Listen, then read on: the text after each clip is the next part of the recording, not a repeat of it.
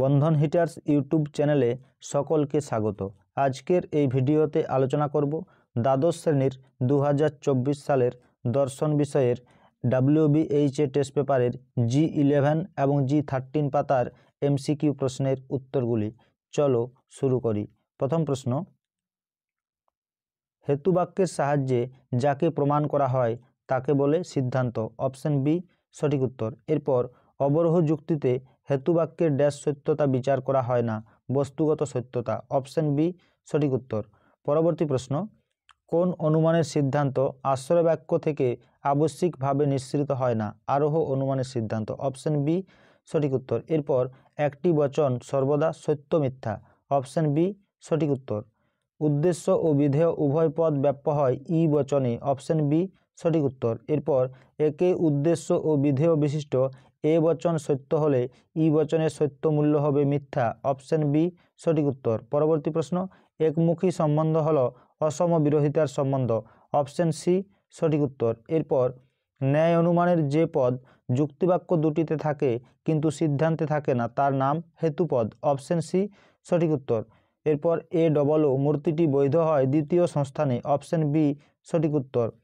এরপর যে যৌগিক বচনে পূর্বগ ও অনুগ এর উল্লেখ থাকে তাকে বলে প্রাকল্পিক বচন। অপশন এ সঠিক উত্তর।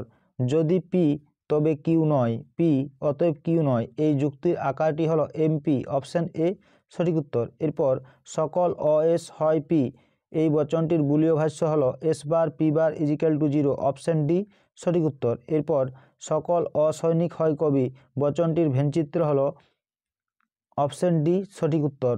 S bar P bar equal to 0 অর্থাৎ বর্গক্ষেত্রটি ছায়া হয়ে যাবে।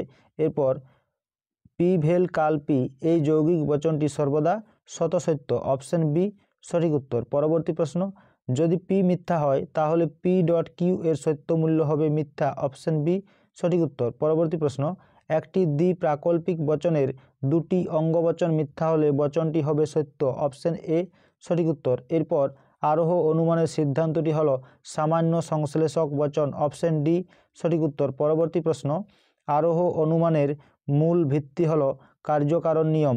অপশন সি সঠিক উত্তর। এরপর উপমা যুক্তি কোন ধরনের অনুমান? উপমা যুক্তি হলো প্রকৃত আরোহ অনুমান। অপশন সি সঠিক উত্তর। এরপর কারণ হলো কার্যের অব্যবহৃত শর্তান্তরহীন অপরিবর্তনীয় পূর্ববর্তী ঘটনা, একথা বলেছেন মিল। অপশন এ সঠিক উত্তর। এরপর কার্যের যে কোনো পূর্ববর্তী ঘটনাকে সেই কার্যের কারণ বলে মনে করা হলে কাকতালীয় দোষ ঘটে, উক্তিটি সত্য। অপশন এ সঠিক উত্তর। পরবর্তী প্রশ্ন, বহুকারণবাদের একজন সমর্থক হলেন মিল। অপশন এ সঠিক উত্তর। এরপর অন্যয় পদ্ধতির ভ্রান্ত প্রয়োগের ফলে যুক্তিতে কি দোষ দেখা দেয়? অবৈধ সামান্যীকরণ দোষ। অপশন ডি সঠিক উত্তর। পরবর্তী প্রশ্ন, মিলের আরোহ পদ্ধতিগুলির মধ্যে মৌলিক পদ্ধতি হলো দুটি, যথা অন্যয় পদ্ধতি ও ব্যতিরেকী পদ্ধতি। অপশন সি সঠিক উত্তর। এরপর আমরা G13 পাতার MCQ প্রশ্নের উত্তরগুলি দেখে নেব। প্রথম প্রশ্ন, যে যুক্তির সিদ্ধান্ত আশ্রয় বাক্যে নিহিত থাকে তা হলো অবরোহ যুক্তি। অপশন এ সঠিক উত্তর। পরবর্তী প্রশ্ন, যে বচনগুলি থেকে সিদ্ধান্ত নিঃসৃত হয় তাকে বলা হয় হেতু বাক্য। অপশন সি সঠিক উত্তর। এরপর কোনো যুক্তির সিদ্ধান্ত মিথ্যা হলে যুক্তিটি বৈধ বা অবৈধ উভয়ই হবে। অপশন সি সঠিক উত্তর। এরপর গুণ ও পরিমাণ অনুসারে বচন 4 প্রকার। অপশন সি সঠিক উত্তর। পরবর্তী প্রশ্ন, সামান্য বচনে কোন পদ ব্যাপ্য হয়? সামান্য বচনে উদ্দেশ্য পদ ব্যাপ্য হয়। অপশন এ সঠিক উত্তর। এরপর একে উদ্দেশ্য ও বিধেয় বিশিষ্ট দুটি বচন একই সঙ্গে সত্য হতে পারে না, এটি কোন বিরোধিতার নিয়ম?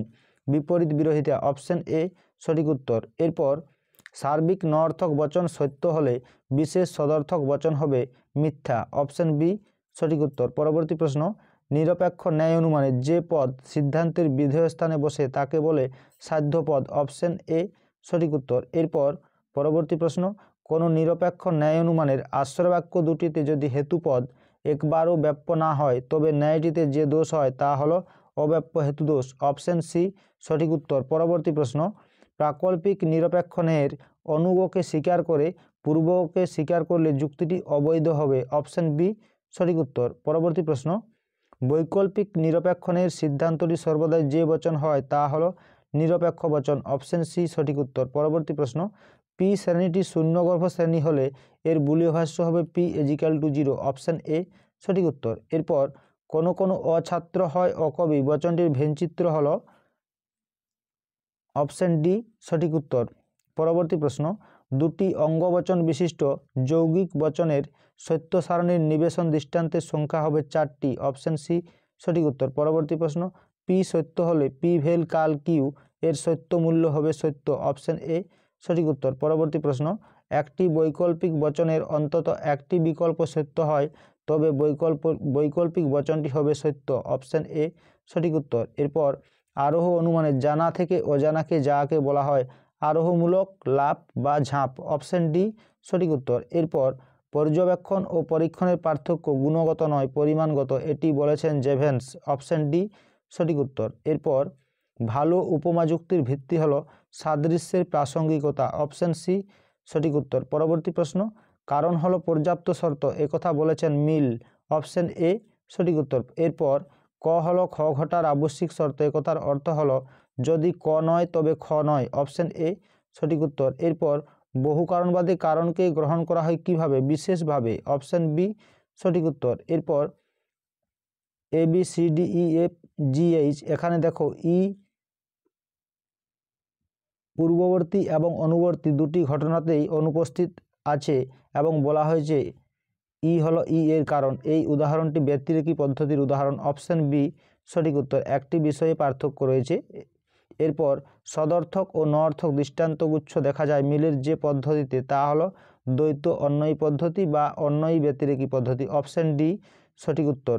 আজকের এই ভিডিওটি যদি তোমাদের ভালো লেগে থাকে তাহলে অতি অবশ্যই একটি লাইক, কমেন্ট ও শেয়ার করতে ভুলো না। আর চ্যানেলে নতুন হয়ে থাকলে চ্যানেলটি অবশ্যই সাবস্ক্রাইব করে নিও পরবর্তী ভিডিও পাওয়ার জন্য।